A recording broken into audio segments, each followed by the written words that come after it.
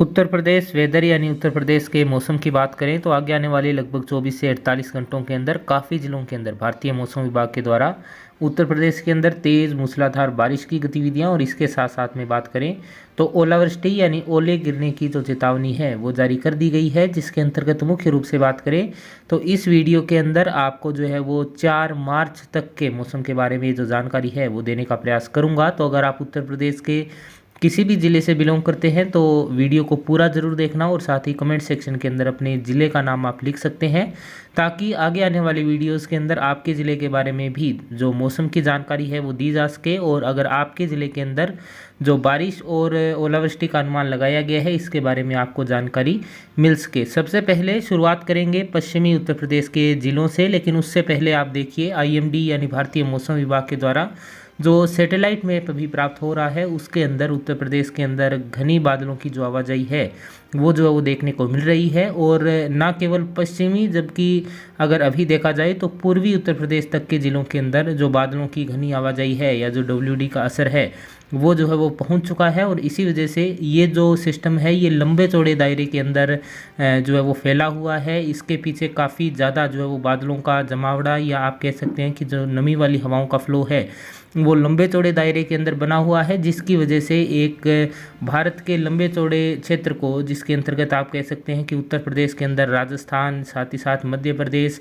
और इसके साथ साथ में गुजरात, महाराष्ट्र तक के क्षेत्रों को इस सिस्टम ने जो है वो कवर किया है। अभी फ़िलहाल अगर उत्तर प्रदेश के मैप के अंदर देखा जाए और पश्चिमी उत्तर प्रदेश के ज़िलों की बात की जाए, जिसके अंतर्गत सबसे पहले बात करें अगर उत्तरी पश्चिमी उत्तर प्रदेश के ज़िलों की, जिसके अंतर्गत सहारनपुर के अंदर शामली, मुजफ्फरनगर, बागपत, मेरठ और बिजनौर,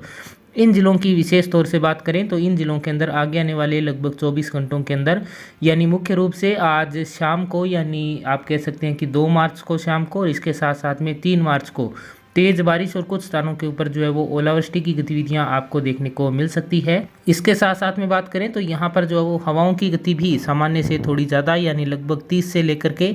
और 35 किलोमीटर प्रति घंटे की रफ्तार से हवाएं भी जो है वो यहाँ पर चल सकती है। इसके बाद में अगर बात करें यहाँ पर जो है वो गाज़ियाबाद के अंदर, मथुरा के अंदर, इसके साथ साथ में बात की जाए आगरा, फिरोज़ाबाद, हाथरस, एटा, अलीगढ़, बदायूं, इन क्षेत्रों की, तो यहाँ पर भी जो है वो मध्यम और कुछ स्थानों के ऊपर तेज़ बारिश की गतिविधियाँ आगे आने वाले लगभग 24 घंटों के अंदर देखने को मिल सकती है।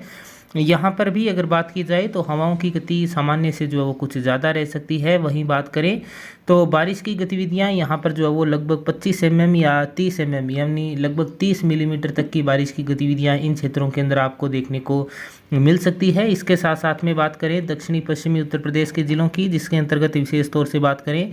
ललितपुर के अंदर, झांसी के अंदर, हमीरपुर, महोबा, जालौन, कानपुर नगर, कानपुर देहात, इन क्षेत्रों की, तो यहाँ पर भी हवाएं जो है वो कुछ सामान्य से ज़्यादा गति से चल सकती है यानी लगभग जो है वो 35 से लेकर के और 40 किलोमीटर प्रति घंटे की रफ्तार से हवाओं के साथ में यहाँ पर बारिश की गतिविधियाँ देखने को मिल सकती है। वहीं बात करें तो ओलावृष्टि भी इन क्षेत्रों के अंदर जो है वो कुछ स्थानों के ऊपर आपको देखने को मिल सकती है। अगर आप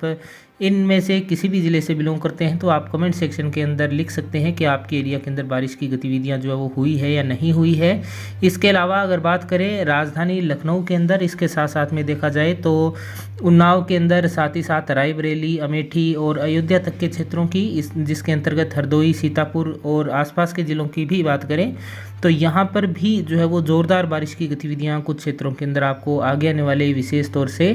3 मार्च तक के समय के अंदर जो है वो देखने को मिल सकती है, जिसके अंतर्गत कुछ स्थानों के ऊपर यहाँ पर भी ओलावृष्टि जो है वो देखने को मिल सकती है। और बुरी खबर जो है वो ये निकल करके सामने आ रही है कि फ़िलहाल ख़ास तौर से जो सरसों की फसलें पकी हुई है तो उन सरसों की फसलों को काफ़ी ज़्यादा जो है वो नुकसान इन क्षेत्रों के अंदर ख़ास तौर से ओलावृष्टि से और जो सामान्य से तेज़ हवाएँ चल रही है उसकी वजह से जो है वो नुकसान देखने को मिल सकता है। अगर आप इनमें से किसी भी ज़िले से यानी राजधानी लखनऊ, हरदोई, कन्नौज, बाराबंकी और आसपास के क्षेत्रों से बिलोंग करते हैं तो कमेंट सेक्शन के अंदर लिख सकते हैं कि आपके एरिया के अंदर अभी किस तरह का जो मौसम है वो बना हुआ है। इसके बाद में अगर बात करें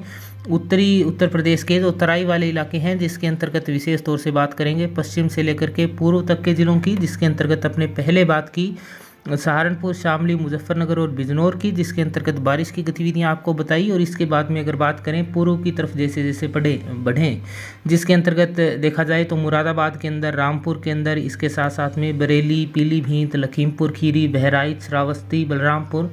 इसके साथ साथ में बात की जाए सिद्धार्थनगर, महाराजगंज, कुशीनगर, देवरिया, गोरखपुर, बस्ती, गोंडा और सीतापुर जिलों की अगर बात की जाए तो यहाँ पर जो है वो पश्चिम से लेकर के और पूर्व की तरफ जो बारिश की गतिविधियाँ हैं वो जो है वो बढ़ने का अनुमान लगाया गया है। यानी आज लगभग दोपहर तक अगर बात की जाए तो लगभग जो है वो बहराइच तक, लखीमपुर खीरी तक के क्षेत्रों के अंदर बारिश की गतिविधियाँ देखने को मिल सकती है। इसके बाद में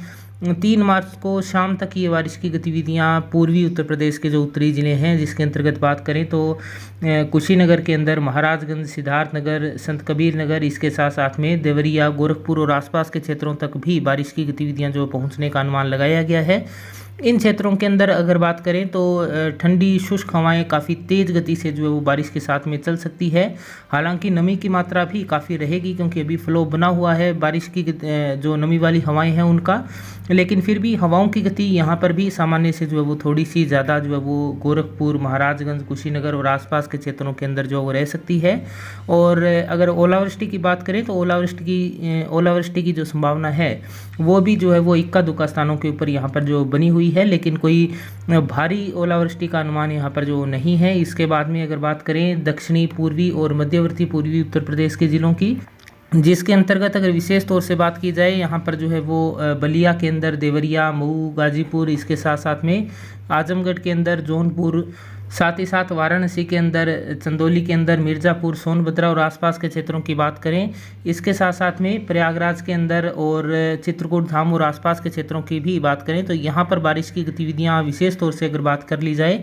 तो लगभग जो है वो 3 मार्च को शाम तक जो है वो होने का अनुमान लगाया गया है। कुछ क्षेत्रों के अंदर यहाँ पर 4 मार्च को भी बारिश की गतिविधियां जो वो देखने को मिल सकती है। बारिश की इंटेंसिटी की बात करें तो मध्यम और कुछ स्थानों के ऊपर तेज़ बारिश की जो गतिविधियां हैं,